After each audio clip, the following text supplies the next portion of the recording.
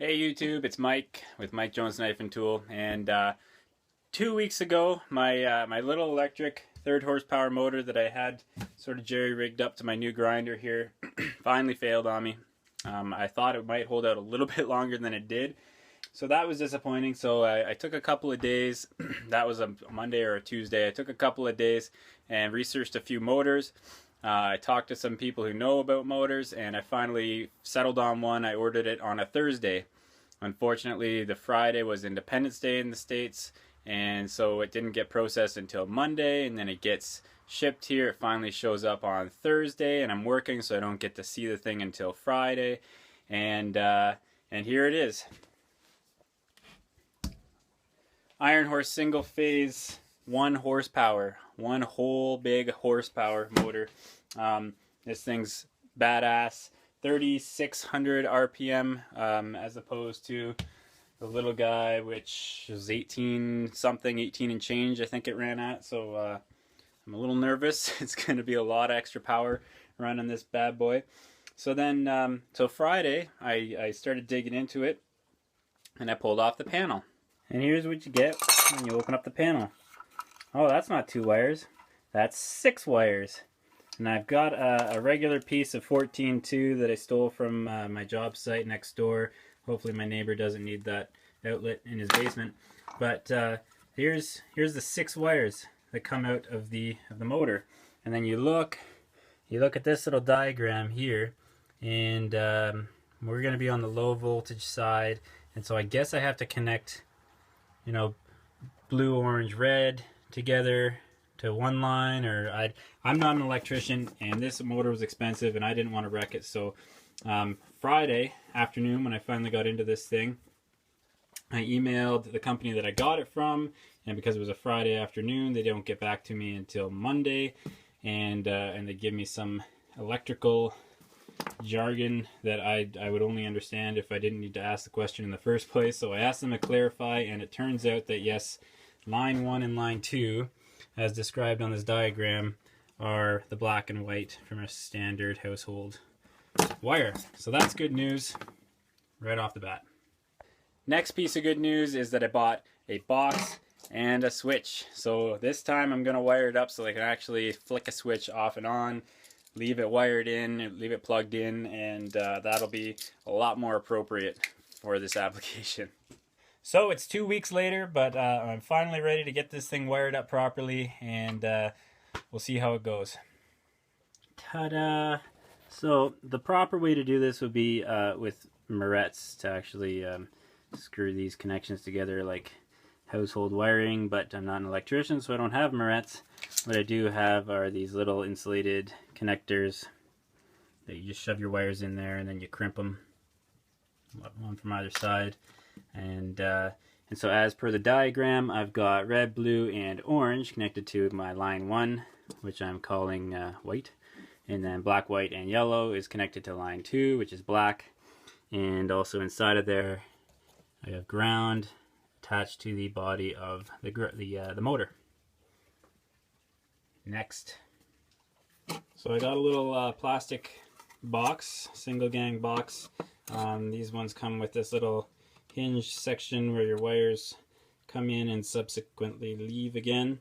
For my switch, I'm going to have to break this wire, send it in, head to the switch.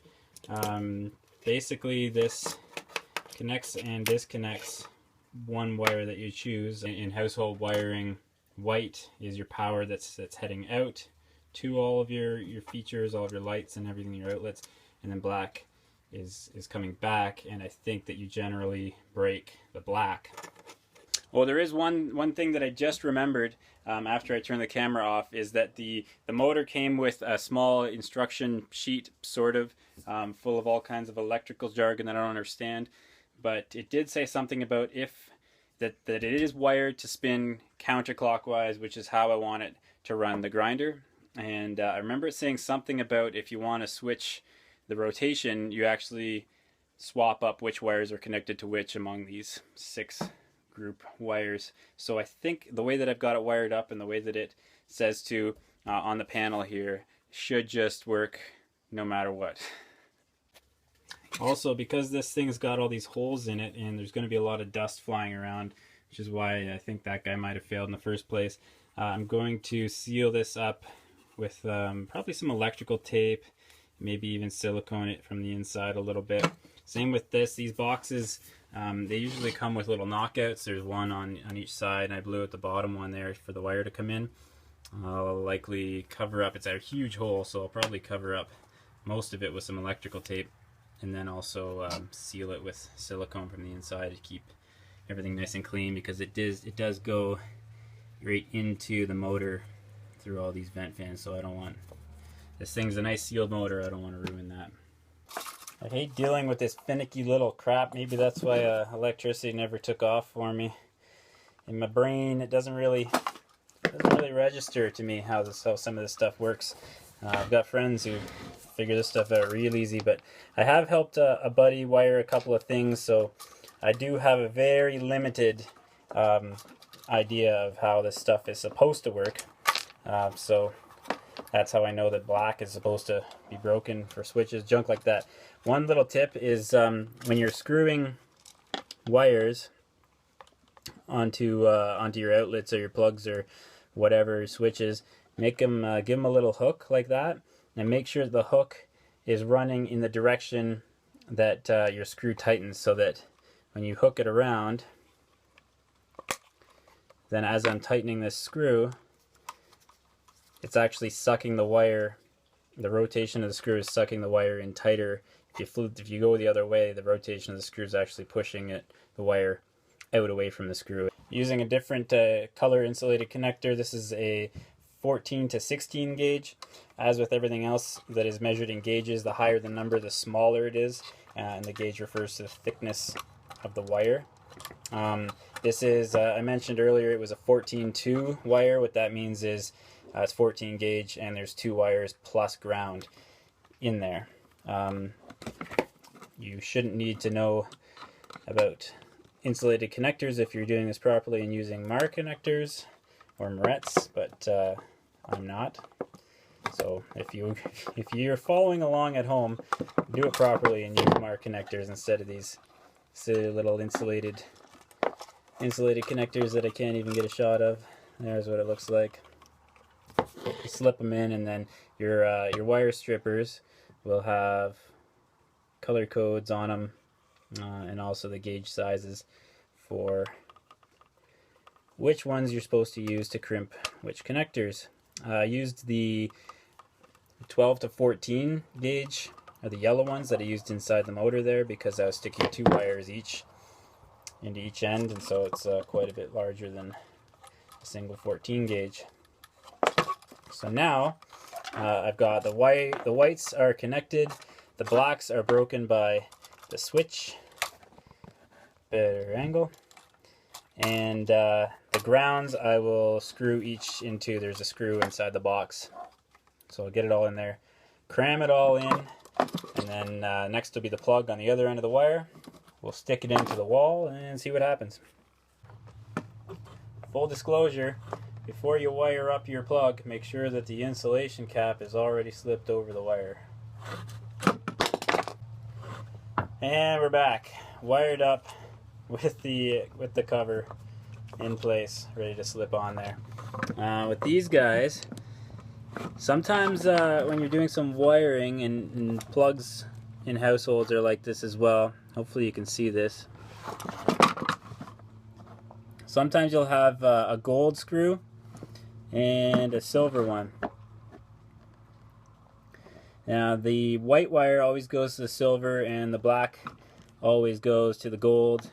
There's usually a green one for ground, but there's a little riddle that helps you remember that, but it's kind of racist, so I'm going to refrain from it this time. But white always goes to the silver and black always goes to the gold. So what we're looking here is one hacked together electrical system again. That's all done. Should be good to go. Plug's all wired up. I screwed the faceplate back in just so that I can plug it into the wall easier, but I left the back open. I was careful not to strip too much of the white insulation back inside the plug so that it's full insulation right up to the cover on the plug. We don't have a bunch of bare wire hanging out back here. Inside the plug here, same thing, everybody's wired up like you saw it before. So what's next is to plug it in right now that there's nothing on it, and see if she's spinning in the right direction, or spinning at all really. It's plugged in to the wall. Here goes the wire into the switch. Switch into the motor. Stand back. Ooh, baby! Listen to that thing hum.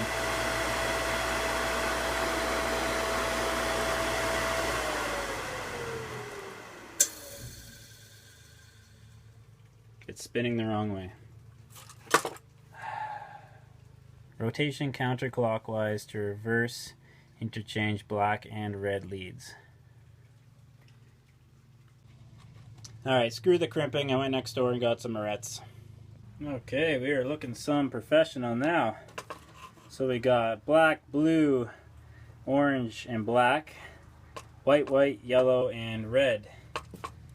In theory, this should work. Don't blow up. It didn't blow up. Love the sound of that thing. That purrs.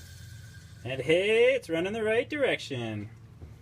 Nice. Alright, so Mark connectors are great, or Moretz they're also known as.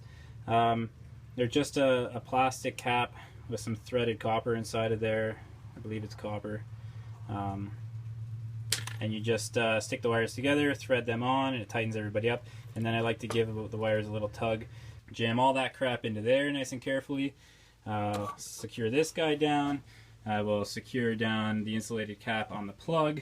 Give it one more test to make sure it still works. And then I gotta get it all lined up on here with my grinder. I gotta get my contact, or I gotta get my drive wheel off of there. Get it onto here.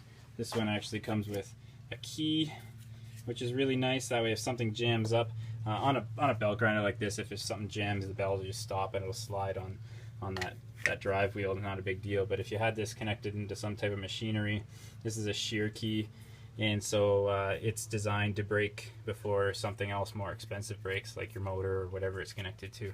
This thing will just, like it's called, it'll just shear right off, and things will just spin freely, and you just have to take it apart and replace the key. Way better than replacing your motor altogether. Alrighty, got everybody closed up there. My little plate on got dark brown, because it would have been dark brown in a couple of weeks anyways. Got that guy all closed up, no problem. Got my drive wheel on, which is a chore in itself. That is a press fit onto there. It's got a little set screw in there. Way deep down inside of there is a little Allen bolt, so you can tighten her down. It tightens straight onto the shear key in there, so it doesn't come flying off at you. But I got it right up almost flush, so there's lots of shaft in there. And with the work that it took to put it on there, I'm not worried about it coming off. I got the old motor off of the grinder, so that was a few minutes, but that's off. I can put away all this junk, put away all that junk, and get this thing mounted up and work on my alignment for my belt. Alright, so we are getting things mounted up. Now, the way I had the old motor, I'm going to mount it the same way. I've got it mounted up on these 2x4 blocks, so that the belt is up high enough it's not scratching down here on these bolt heads, because you need the belt to be up high enough. And those are in turn already mounted to this piece of plywood, which is currently loose from the base plywood that the grinder is mounted to. So the idea here is I can shift this guy around, get it lined up, and then what you do is you secure, I'm going to secure this plywood with a single screw, and then put a belt on, fire it up, and it should give me an idea of where it's tracking. And you only want to be micro adjusting with your tracking wheel to get things to stay nice and straight on your plating or whatever you happen to be grinding on. So put a belt on, fire it up, and try to adjust it with the base there, slightly twisting things to get it nice and pretty straight, and then your tracking wheel should be able to do the rest. That's the theory. Okay, so I've got a slightly worn out 120 grit belt on there, so just in case it does fly off and cause any damage, it'll be minimal. My belt adjustment I can initially make by sliding my platen arm out until it's pretty tight, and then instead of firing up the single horse motor and just winging it, I can give it a little pull like this and sort of imitate what will be going on. Doesn't seem too bad. Sliding off a little bit, so then I can just give the base a slight tweak like that. See if it helps anything. My tracking wheel may not be quite straight either, but now we're getting closer. It's sitting on the drive wheel pretty nice. Really close to where I want it. Running on the plate and pretty nice. Just not sitting on the tracking wheel too straight for some reason. And it is starting to slide off my drive wheel. I think I'm going to unscrew my one screw that I've got holding that down. Push it over a little bit. That should straighten things out there. Straighten things out up here. And then we'll try this again. Okay, well, after much wiggling around and unscrewing and screwing in that one single screw like 6 or 7 times, this thing's such a battle for some reason.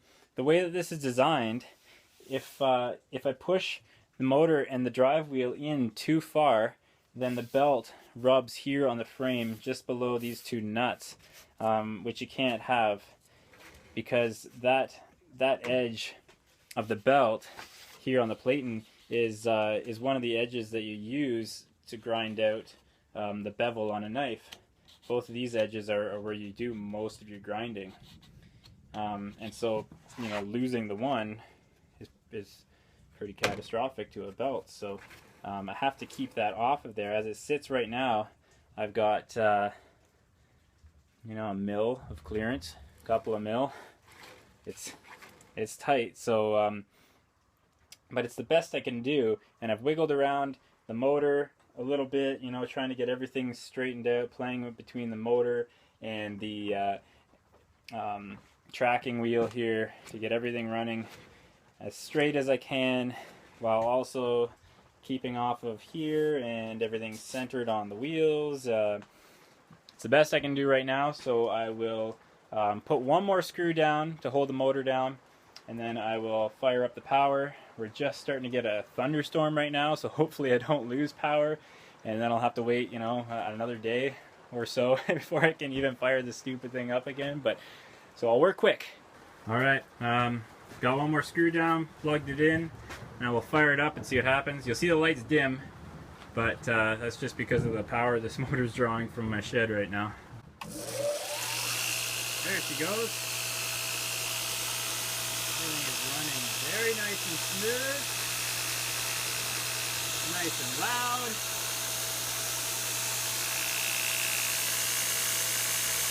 I don't think we're getting too much rub happening down there. Okay, just got clearance.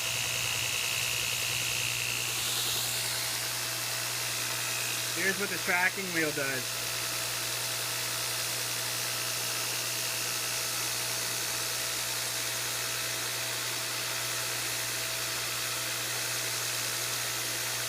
So that's the tracking wheel's job, is to keep it running nice and straight. Alright, call it a win. So I got her all bolted down, she's screwed up nice and tight, ready to go. Sorry about the noise, as you can probably tell the rain's starting to come down pretty heavy here. But I guess that'll give you a bit of an insight into some of the behind the scenes, I guess, of what goes on with some of this knife making, and all kinds of other hobbies too that people might post videos about. You know, it's bad enough that you have to be good at both working with metal and with wood and everything that comes along with that, but you also have to be you know, you have to be a novice metallurgist in some cases if you want to be doing your own heat treating. You just saw me spend, this is half a day of work just to figure out how to wire up an electric motor. So I mean, sometimes you got to be an electrician. You have to be a bit of a carpenter sometimes if you want to build your own shop, or you want to build workbenches or things like that. Um, it's not uncommon for guys to build their own tooling or jigs, certainly. So I mean, you have to be a metal worker, you know, sort of an amateur engineer at some points, and that's just in the shop. Inside, you know, you have to be a web designer. You have to be involved in your marketing. If you want to do this, you have to be a video editor, producer, sort of, whatever you want to call it, as well as doing the filming part of it. You've got to be good at networking and social media, all that kind of stuff. So it's not just standing in a shop and making knives. It's a whole lot more to it behind the scenes that you don't get to see very much. A lot of the time you just see a rack of somebody's product in a store or at a market or something like that, or on their website, and it's difficult to understand really how much goes into it, not just making the product itself, but all these things behind it, let alone, you know, usually working a full-time job to try to support this little hobby that you happen to have. So, you know, just a little something to keep in mind the next time you're looking at somebody's product that they're making. Not just myself, for sure. Lots of other guys out there are doing a way better job at it than I am too. So, you know, keep that sort of thing in mind. This kind of thing goes on all the time. So thanks for watching. Stay tuned in. Now that I've finally got my grinder back up and going after a couple weeks, I'll be working on lots more of these guys. I've got at least 8 more that I gotta finish. Some of you have been really, really patient. Thanks again. I say it every time I make a video, but thanks again for your patience. And I've got a couple other new designs for knives coming up. I'm finally going to be doing a sheath. I haven't made an actual knife sheath in a while since I've been working on the Bushfuckers. So I've got an actual knife sheath coming up that's a custom job for a guy. And it's there's an aspect to it that's different from anything that I've done before, but I've been really looking forward to trying it. So I think I'll make a sheath making video if anybody out there is interested in leather. So that'll be neat. I've been meaning to do one of those for a while, so stay tuned. There's more coming up, more videos coming all the time. And thanks very much for watching.